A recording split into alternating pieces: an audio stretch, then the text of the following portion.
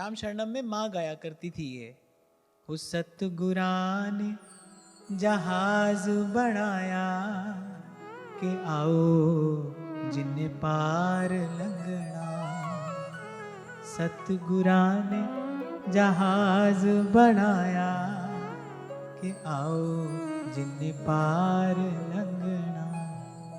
ओ नाम बीज लो कर्मा वाले हो, नाम बीज लो कर्मा वाले हो, नाम बीज लो पागा वाले हो।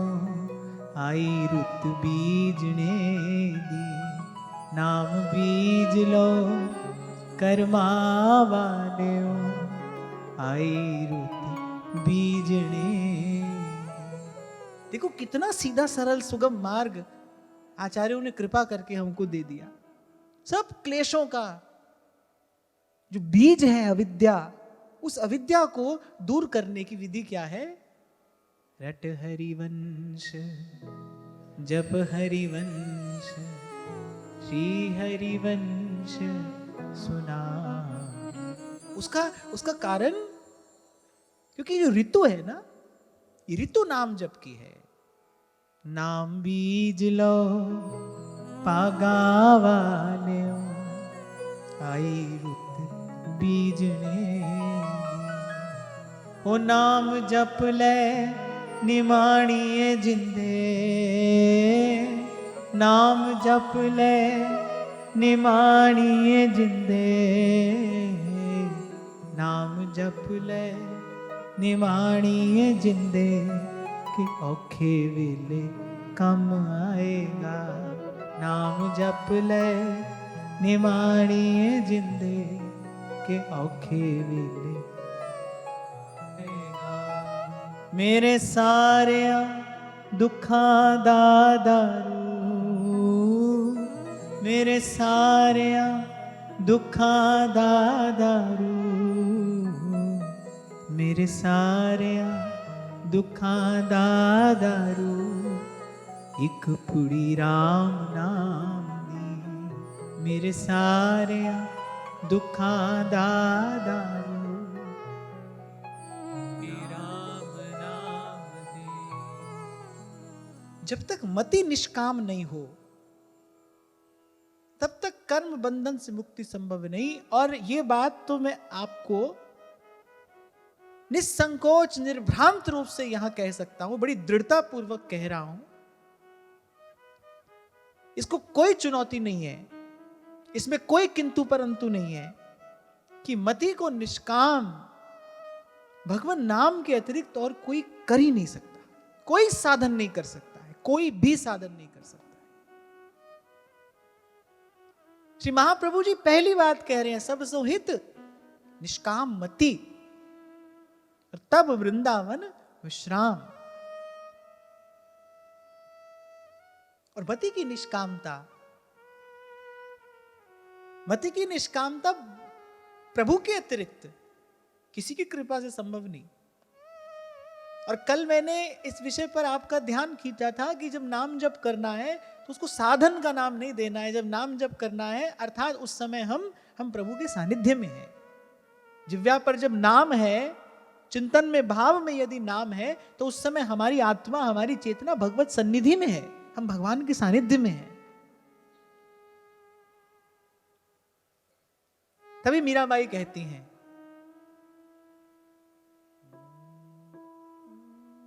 जन्म जन्म के खत जो पुराने,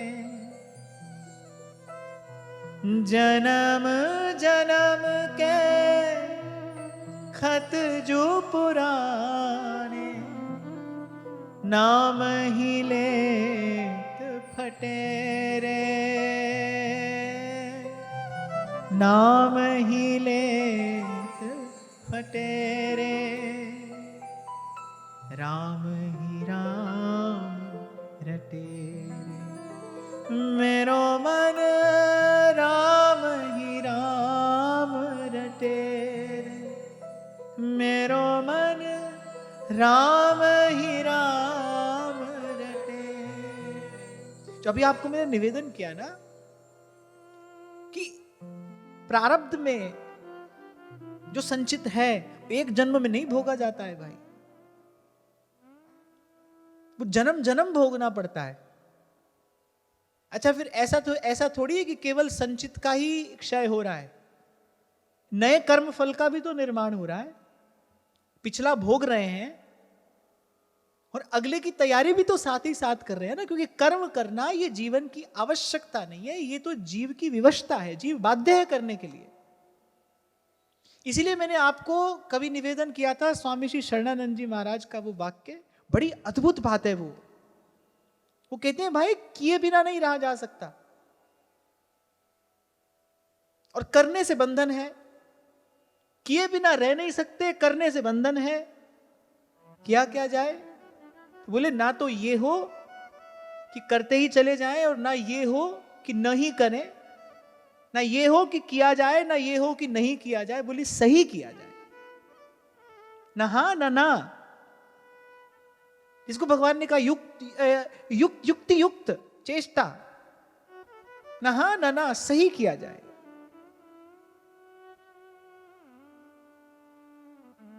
और सही करना क्या है? सब सोहित निष्काम मति, ये सही करना है।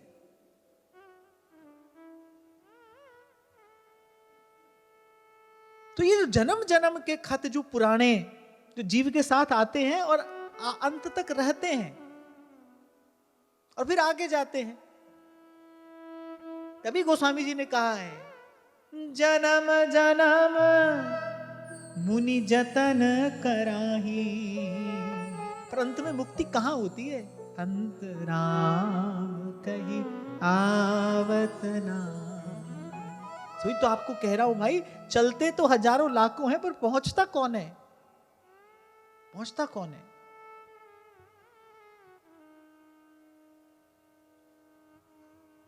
माउंट एवरेस्ट की चढ़ाई करने के लिए जितने लोग चलते हैं उनका नाम याद नहीं रखा जाता है। जो चोटी पर जाकर झंडा गाड़ता है उसको पुरस्कार मिलता है,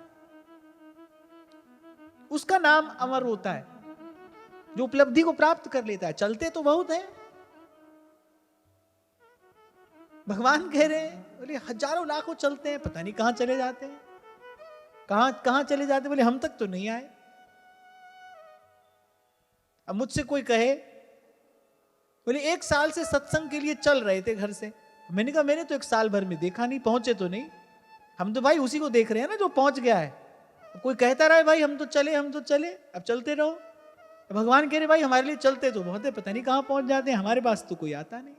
कश्चिन माम वेत्ति तत्वतः। तभी संत कह रहे हैं कि भाई गहरी नदियां है, नाव पुरानी है, गुरु चरणों से लगे रहना। पहुंचना है तो फिर गुरु चरणों से लगे रहना। और मुझे बड़ा आनंद हुआ जब मैं इसका चिंतन कर रहा था। मैंने कहा देखो जो बाधक तत्व है, उस बाधक तत्व में मूल क्या है? अभिमान। आज महाराज जी ने बड़ा जोर का उत्तर दिया, मुझे बड़ा आनंद आया कि कैसे बुद्धिमान श्रोता यहां पर बैठे हैं।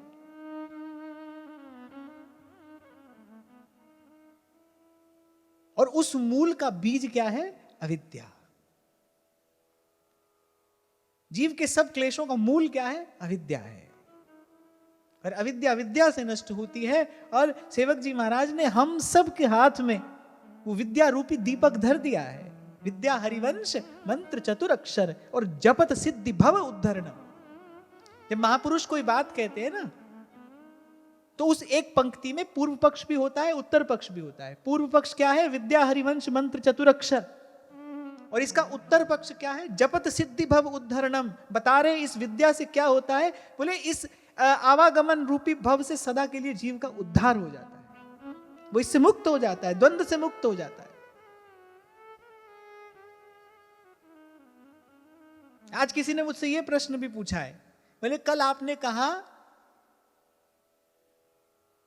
कि कान के लिए गुरु का शब्द है, आंख के लिए प्रभु का रूप है, क्या गुरु का दर्शन नहीं किया जाना चाहिए? किसी ने अभी ये लिख कर दिया यहां। मेरी बात मत सुनो और यदि सुनते हो तो उसे मेरी बात मत समझो, मैं अपनी बात नहीं कहता हूं। मैं तो श्रुति शास्त्र संबद्ध जो सिद्धांत है वो आप तक पहुंचा रहा हूं, मैं तो संतों की बात बता रहा हूं। आपने पूछा, अच्छा किया, मैं आपको उत्तर दे देता हूं। श्री गोस्वामी जी जब गुरु का स्मरण करते हैं तो पहली बात तो जहां कहीं गुरु का स्मरण किया गया है वहां केवल गुरु के चरणों का स्मरण किया गया है। श्री गुरु चरण सरोज रज। और फिर आगे जहां मैं कह रहा हूं पूर्व पक्ष और उत्तर पक्ष स्पष्ट किया है गोस्वामी जी ने। वंदौ गुरु पद कंज, वहां भी केवल गुरु के चरण पर ही दृष्टि है। वंदौ गुरु पद कंज, कृपा सिंधु नर रूप हरि। क्यों मैंने कहा कि कान के लिए है गुरु का शब्द, आंख के लिए है प्रभु का रूप। अगली पंक्ति में गोस्वामी जी कह रहे हैं, और फिर जब गुरु का स्मरण कर रहे हैं तो गुरु की सत्ता कहां अभिव्यक्त हो रही है? महामोह तम पुंज, जासु वचन रवि करहि निकर। अंधकार किसने दूर किया? बोले गुरु के वचन ने अंधकार दूर किया। जासु वचन रवि करहि निकर। गुरु का जो शब्द है,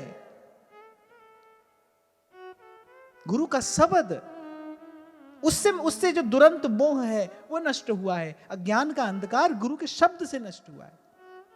प्रयास तो मैं करता हूं भाई, प्रयास तो मैं करता हूं कि मैं यहां से जो कहूं बहुत विचार कर कहूं, ताकि उसमें कोई किंतु परंतु न रहे। और फिर मैंने कहा मैं अपने मन से कुछ नहीं कहता हूं। ये व्यासपीठ है,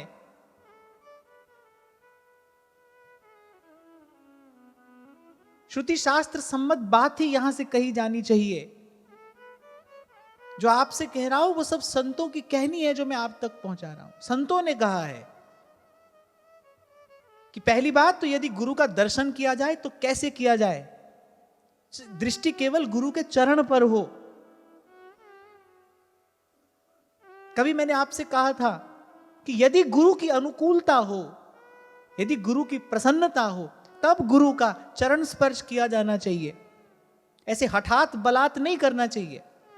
यदि गुरु की प्रसन्नता हो, गुरु की अनुकूलता हो, तो गुरु का चरण स्पर्श किया जाना चाहिए। और चरण स्पर्श भी यदि किया जाए तो कैसे?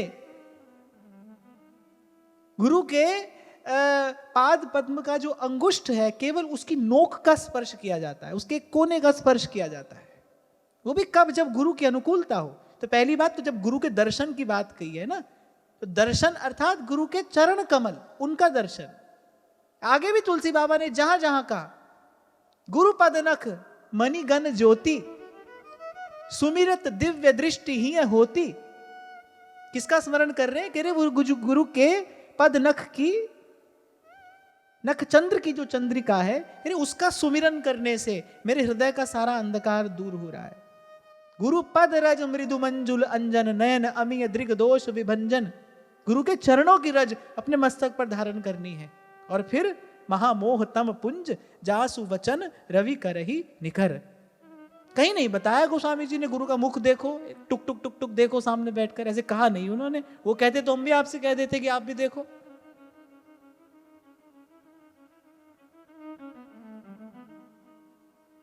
और मैं फिर कह रहा हूं,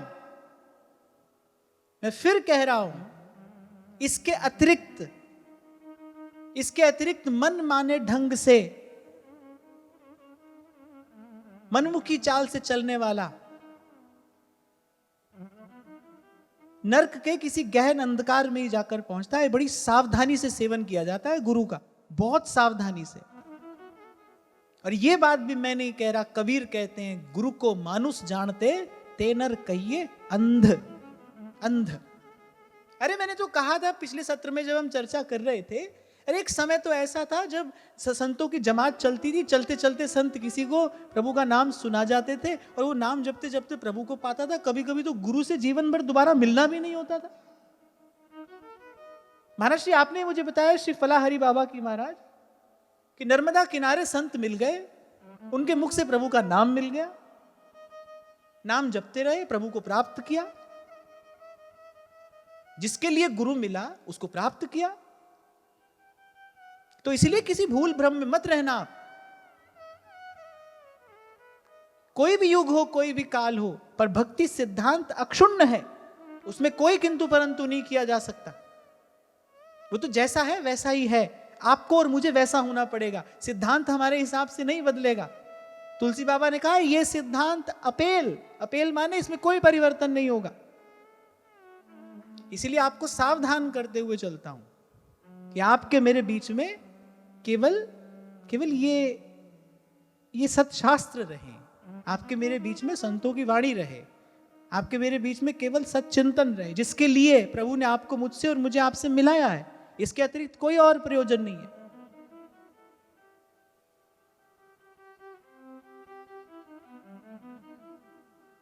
तो अच्छा किया किसी ने पूछा, और मुझे लगता है कि आज इसका सम्यक प्रकार से समाधान हो गया होगा सबके लिए। गुरु का दर्शन करिए तो दृष्टि नीचे हो, गुरु के चरण पर। गुरु की अनुकूलता प्रसन्नता हो तो गुरु का चरण स्पर्श किया जाए, वो भी कैसे, उसकी भी विधि संत बता रहे हैं। वो जो अंगूठे की नोक होती है ना, उसका स्पर्श किया जाता है। आप देखो बहुत संतों के जब शिष्य लोग चरण स्पर्श करते हैं तो वहीं पर चंदन का एक बिंदु लगाते हैं। गुरु के चरणों का सेवन करने की यही विधि है, ऐसे ही किया जाता है। ये शिष्टाचार है, सभ्यता है ये।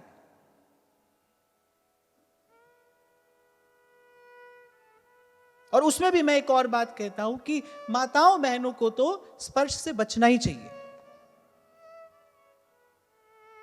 माताओं बहनों को स्पर्श से बचना चाहिए, ये शास्त्रीय बात भी है और सब संतों ने भी इसका समर्थन किया है। सब संतों ने भी इसका समर्थन किया है। साधन में लगो, और जो जीवात्मा का सच्चा पति है ना, कभी उसके चरण छूने का अवसर मिले, इसके लिए मनुष्य का जीवन मिला है। जो जीवात्मा का सच्चा पति है ना, कभी उसके चरण छूने का अवसर मिले जीवात्मा को, और ये जीवन सफल हो, जिसके लिए ये जीवन मिला, हम मनुष्य बन के यहां आए, कभी ये अवसर मिले। और फिर कह रहा हूं, यतो धर्मस्ततो जयः। प्राण जाते हो जाए पर धर्म नहीं छूटे। और अब हो सकता है कोई कहे कि अरे सारे नियम माताओं बहनों के लिए, नियम नहीं, ये तो आपके लिए बड़ी अनुकूलता है। मैं तो कहता हूं प्रकृति ने बड़ा पक्षपात किया है।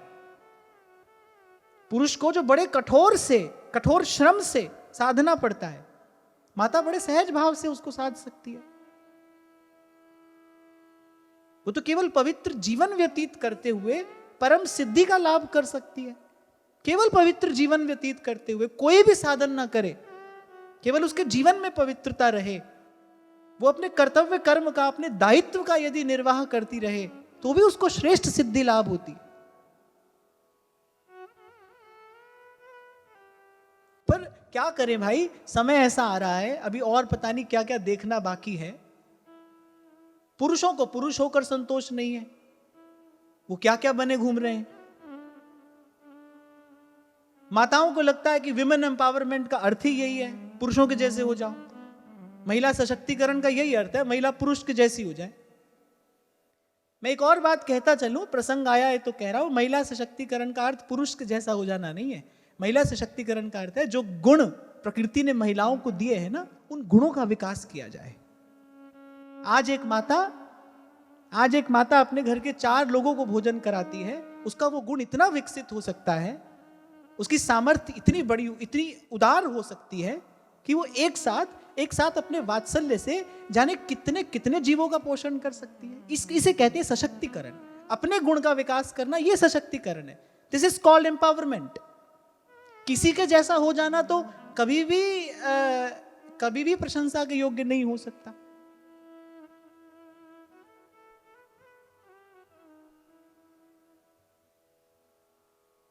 खैर, बात आई तो मैंने छोटी सी बात कह दी। और अब क्या करें, मेरा काम है कहना, तो मुझे सब बात यहां से कहनी पड़ती है। चाहता तो मैं ये हूं जो कबीर कहते हैं, अरे तू तो राम भजो जग लड़वा दे। अब जो होता है होता रहे, तुम तो भगवान का भजन करो। और क्या करें, हमको बैठाया है प्रभु ने ऐसे स्थान पर, सब बात हमको कहनी पड़ेगी। प्रसंग आएगा तो सब कुछ कहना पड़ेगा। हाँ, पर फिर सब कह देने के बाद भी सार की बात यही है, कछु लेना न देना मगन रहना, कछु लेना न देना मगन मगन रहना, जी मगन रहना, हाँ मगन रहना, जी मगन रहना, लेना न देना मगन रहना, छू लेना न देना मगन रहना, कछु लेना न देना मगन रहना, कछु लेना न देना मगन रहना, कछु लेना न देना मगन रहना, कछु लेना न देना मगन रहना।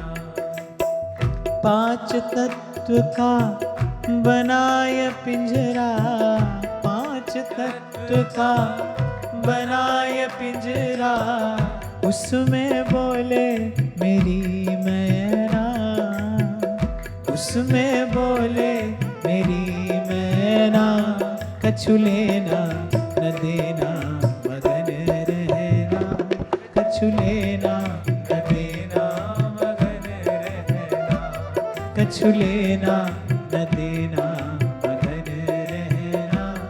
कछु लेना न देना मगन रहना। ये जो इतना आप श्रवण कर रहे हो, तो कल आपसे एक बात कही थी मैंने, भाई कहना सुनना तो हो रहा है, होता रहेगा, बड़ी बात ये कह सुनकर करते क्या हैं, कह सुनकर भी कर क्या रहे हैं। हो सके तो तैयार करो अपने आप को कि भाई सब ओर से अब दृष्टि हटाकर अब अपने भीतर गोता लगाएंगे। ये जो शब्द निकले हैं ना, ये उन्हीं के मुख से निकले हैं जिन्होंने अपने भीतर डुबकी मारी है। ये उसी आनंद के छींटे हैं जो आप पर मुझ पर पड़ते हैं। पांच तत्व का बनाए पिंजरा, पांच तत्व का बनाए पिंजरा, उसमें बोले मेरी मैना, उसमें बोले मेरी मैना, कछु लेना न देना मगन रहना, कछु लेना न देना मगन रहना, कछु लेना न देना मगन रहना। कछु लेना न देना मगन रहना। सच्चा प्रेमी, सच्चा अनुरागी है मेरा कबीर, वो आंख खोलने कोई तैयार नहीं है। नैनन की कर कोठरी पुतली पलंग बिछाए, और पलकन की चिक डार के पी को लियो रिझाए।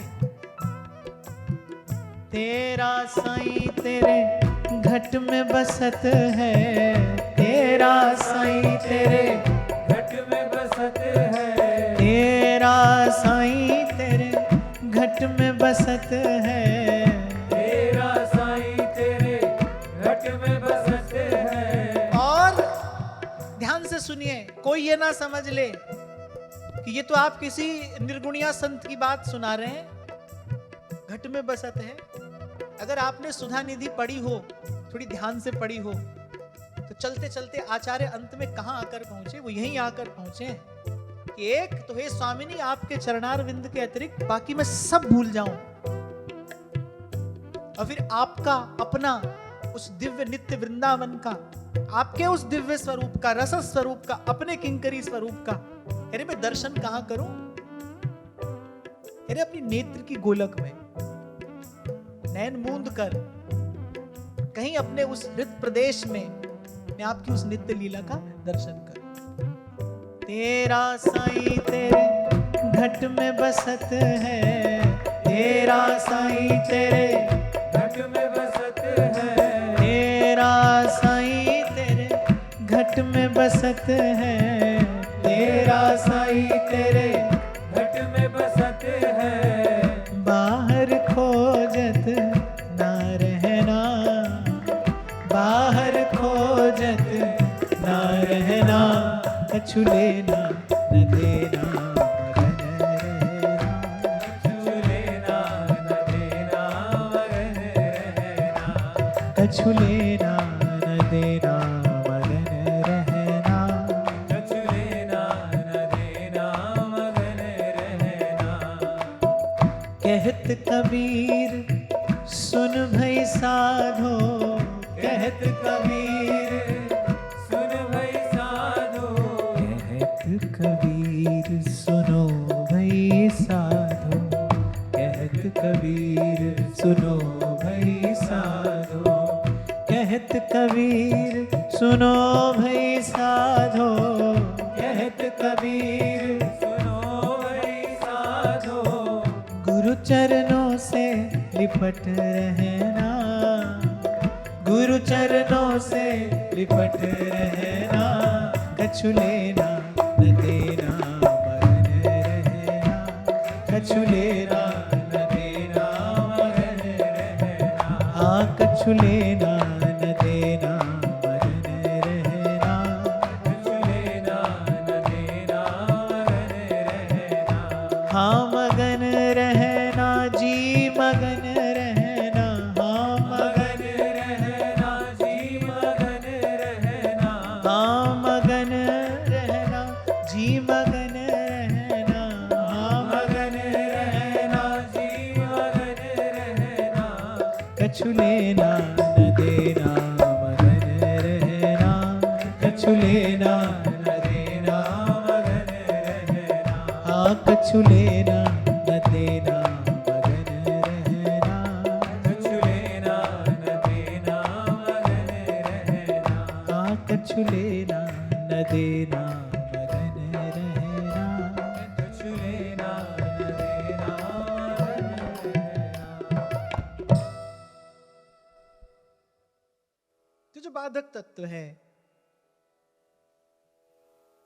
उसको नष्ट किया जा सकता है नाम आश्रय से, भगवान नाम के आश्रय से। विद्या हरिवंश मंत्र चतुरक्षर जपत सिद्धि भव उद्धरणम।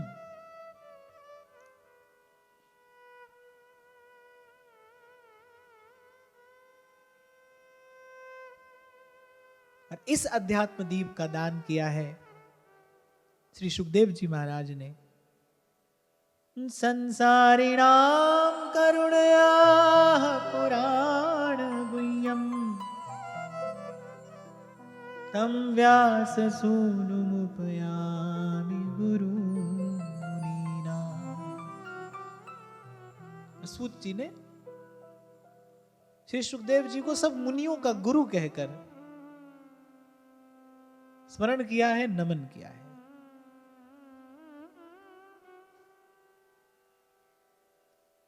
आगे कह रहे हैं नारायणं नमस्कृत्य नरं चैव नरोत्तमं देवीं सरस्वतीं व्यासं ततो जयम् उदीरये। ये नमस्कारात्मक मंगलाचरण है। पहले श्री सुखदेव जी को प्रणाम किया, सबसे पहले नमन किया किसको? गुरु सत्ता को। सुखदेव जी के उस तत्वज्ञ स्वरूप का स्मरण किया। फिर व्यास सूनु, व्यास नंदन कहकर भगवान वेद व्यास के पुत्र श्री सुखदेव जी को प्रणाम किया, जो सब मुनियों के गुरु हैं, आचार्य हैं। और अब प्रणाम कर रहे हैं नारायणं नमस्कृत्य नरं चैव नरोत्तमं। नर नारायण को प्रणाम करते हैं। या नर नारायण को प्रणाम क्यों किया है? क्योंकि भगवान नर नारायण ही हैं जो केवल लोक के मंगल का पवित्र संकल्प धारण करके और अनादिकाल से तप कर रहे हैं। किसके लिए तप कर रहे हैं? आपके मेरे सुख के लिए तप कर रहे हैं, सृष्टि के मंगल के लिए, लोक मंगल के लिए, लोक कल्याण के लिए। जो परमार्थ तत्व का साकार विग्रह है, उनको नमन किया है, उनको प्रणाम किया है। इस ग्रंथ की रचना क्यों हो रही है? लोक हित के लिए हो रही है। 17 पुराणों की रचना कर दी। लेकिन देवर्षि नारद ने कहा कि कुछ ऐसा करिए जिससे लोक का हित हो, जिससे प्राणी मात्र का मंगल हो। इस पुराण की, इस शास्त्र की, ये शास्त्र भी है, ये पुराण भी है, और ये सब वेद पुराणों का सार भी है। ये भगवान का साक्षात विग्रह है। इसका प्रणयन किया है भगवान वेद व्यास ने लोक हित के लिए, लोक मंगल के लिए। और कहीं ये संकेत मिलता है, क्योंकि इसमें भक्ति तत्व का प्रकाश हुआ है। तो भगवान वेद व्यास ने एक प्रकार से ये कह दिया है, भाई त्रिसत्येव भक्तिरेव गरीयसी, भक्तिरेव गरीयसी। इस जीव का हित अगर कभी हो सकता है, इस जीव का मंगल, इस जीव का कल्याण अगर कभी किसी प्रकार संभव है, तो बिन हरि शरण सुख नहीं कहूं। तो केवल हरि भक्ति से संभव है। तो उन नर नारायण को यहां इसलिए प्रणाम किया क्योंकि वो परमार्थ तत्व का साकार विग्रह है। तप कर रहे हैं पर अपने लिए नहीं, आपके मेरे लिए, अस्मदादि जीवों के मंगल के लिए, कल्याण के लिए।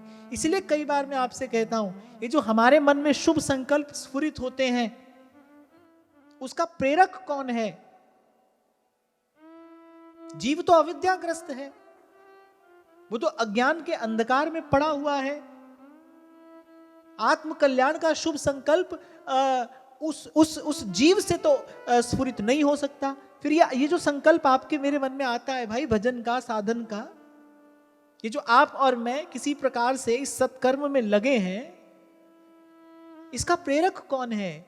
इसका प्रेरक ऐसे ही ऋषि मुनि हैं जो कहीं लोक हित के लिए, लोक मंगल की पवित्र भावना से और भगवद आराधन में लगे हैं, निष्काम भगवद आराधन में लगे हैं। उन सबको प्रणाम है। नर नारायण को प्रणाम करके, नर नारायण की परंपरा के सब ऋषियों को भगवान वेदव्यास ने प्रणाम किया है। उन सबको प्रणाम है। उनका स्मरण करने से, उनको नमन करने से इस मार्ग के विघ्न, इस मार्ग की बाधाएं दूर होंगी। क्योंकि भाई श्रेयांसी बहु विघ्नानि, अच्छा काम करने चलो तो विघ्न आता ही है। और यहां तो कह रहे बहु विघ्नानि, अधिक आते हैं। आप भला कार्य करने चलो फिर और अधिक विघ्न आएंगे।